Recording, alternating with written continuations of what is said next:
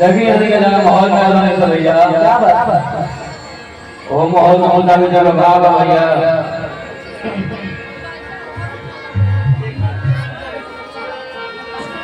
बाबा भैया जय हो हनुमान है अरे हनुमान है हनुमान जी तो है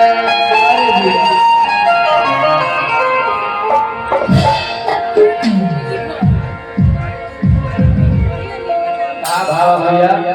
जय हो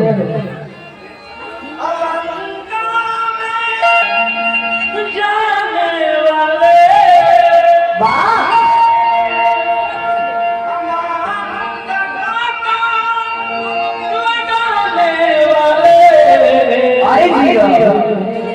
हनुमान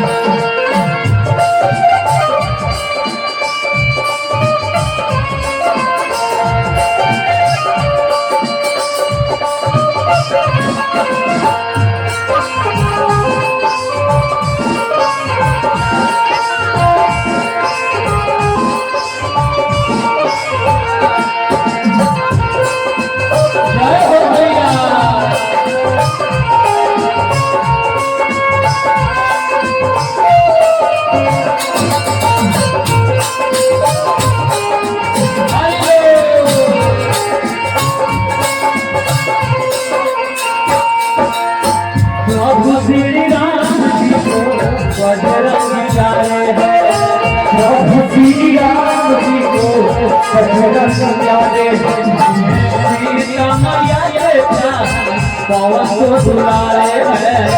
सीता मैया के पवन के दुलारे हैं प्रभु श्री राम जी को बजरंग प्यारे हैं सीता मैया के पवन को बुलाए हैं